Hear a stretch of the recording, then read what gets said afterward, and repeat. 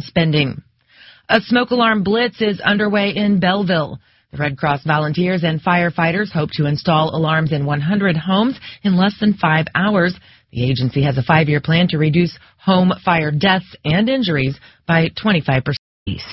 An Overland family of 6 is homeless this morning after a fire started in their home in the 10,000 block of Ridge Avenue. The Red Cross is providing shelter, clothing, and food to the family of 4 children and 2 adults. We have in the studio this afternoon Dave Sanderson. He was the last passenger off what's known as the Miracle on the Hudson flight, which goes back to 2009, January of 2009. He's in St. Louis for the Red Cross tonight. He's credited with getting a lot of passengers off that plane safely back in January of that year, a few years ago. Dave, how are you? Welcome to St. Louis. Well, thank you. It's been a tremendous experience here in St. Louis. Thank you. I'm assuming that you probably remember that day like it was yesterday. Every day something comes up about it, which is amazing because it makes me remember exactly what was going on. Well, let's take us back to that day. And remind me a little bit, where were you heading? This was a U.S. Air Flight 1549, right? Right. I was returning home from a business trip. I was leaving LaGuardia, New York, heading back to Charlotte, North Carolina.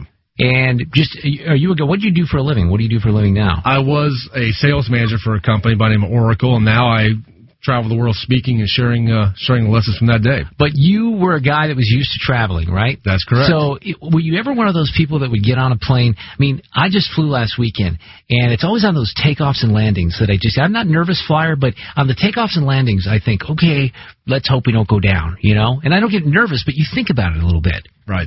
It was a normal business day for me. I didn't think about it either. I traveled so much that I did exactly what I did every single time. Went back to my seat, read a magazine.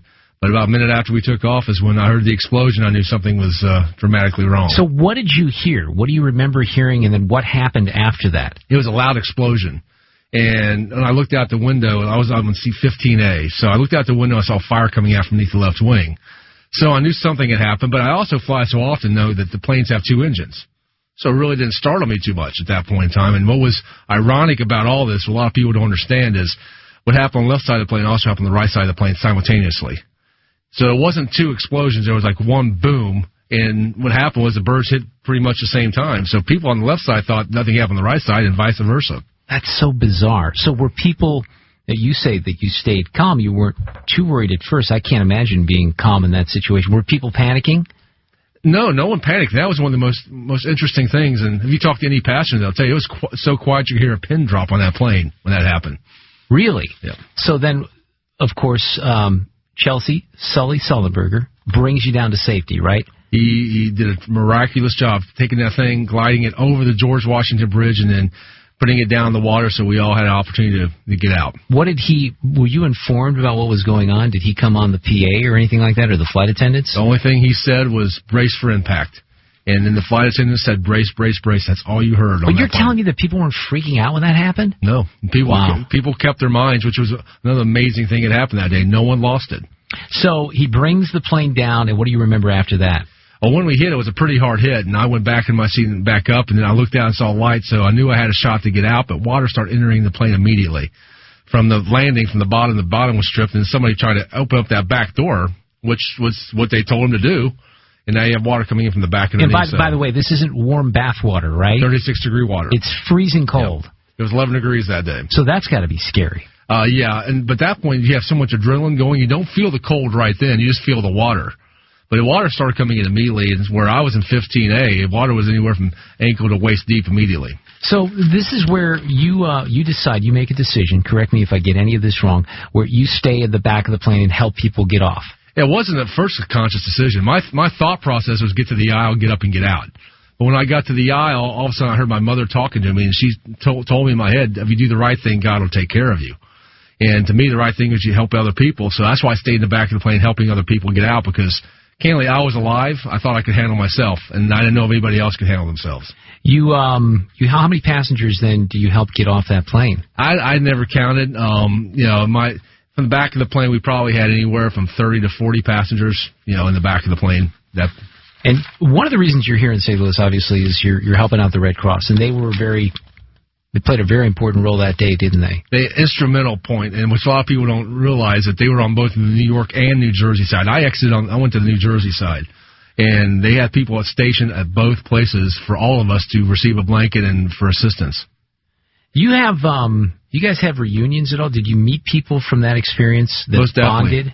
I came out the right side, so I know a lot of people from the right side. But every year there's a group that gets together in Charlotte and a group that gets together up in New York and New Jersey. This year I'm going to be in New York launching my new book. So I'll be with the New York and New Jersey crowd this year. This may seem like an obvious question because we know that this took you in a different area professionally. But how did it change you personally? How it changed me personally is I actually started prioritizing things differently. Where I was hard charging, I was in sales, had people responsibility, and I just was out doing what I was supposed to do, like my dad did. You support the family. But after this, all of a sudden I started realizing maybe I need to step back and start spending more time with my family and reprioritizing. So, like being here in St. Louis, I wouldn't have come to St. Louis if we had some family events going this week because I schedule around the family now, which is totally different. So, is there an opportunity to come out and see you still tonight? Well, we just had our last event, a couple hours ago. You just wrapped it up earlier. Just wrapped it up a couple hours ago, but yes. Well, so you do have a book that you're working on. Is it out yet? It's coming out January 14th. We're launching it in Weehawken, New Jersey. It's called Moments Matter, and we're really excited about it. It's about the resources that I and other people use to help get off the plane to translate to business. And then, of course, the big announcement was the movie that Clint Eastwood's directing about Sully coming out next Christmas.